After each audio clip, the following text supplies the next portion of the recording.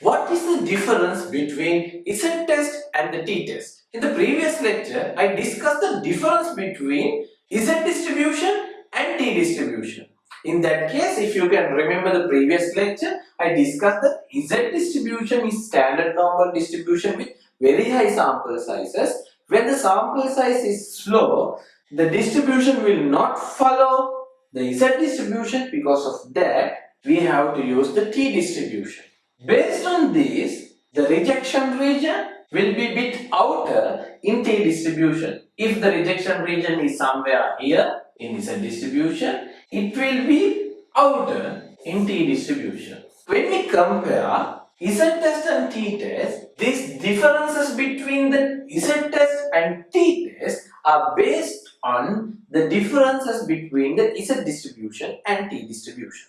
Theoretically, we call that when alpha is known, we apply Z test. When we don't know alpha, we apply t test. What do we mean by this? If you can remember one of the example, so please look at the example here. Okay, think that we have 3500 mothers with their height. The standard deviation, these are standard deviations.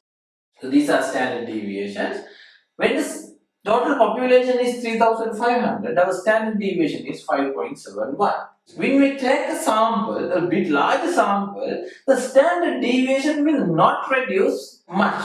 Even you reduce the sample size to 50, that will not so different from the original standard deviation. But look at, when your sample size is 28, it has big reduction. The standard deviation is reduced a lot. When your sample size is 4, it's so less. What actually happens is, when you reduce the sample size, probability of capturing the population outliers is less. Because of that, standard deviation is going down. I explained that in detail during the lecture of comparing the population standard deviation with sample standard deviation. And also, if you can remember the lecture number 32, n versus n minus 1, I told you by using n minus 1, we approximate the standard deviation to the original standard deviation.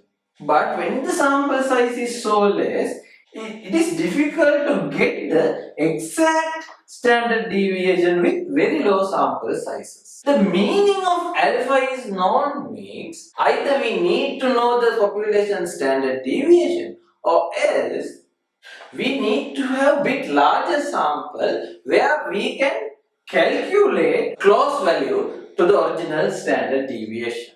But due to two reasons, we are going for t distribution in all the cases. One is, generally we don't know the population standard deviation. Even though we can go for estimating the population standard deviation by an adequate sample size, nowadays we have computer softwares where we can guess the exact t distribution in any of the sample sizes. Because of that, in almost all the testings, we are not much interested in Z test. We are going for the t distribution or the t test to compare the means. The other one is, generally we call that we need sample size more than 30 to go for Z test, sample size less than 30 to go for t test. These are correct because when you increase sample size more than 30, the probability values of the t distribution and Z distribution will not be different much.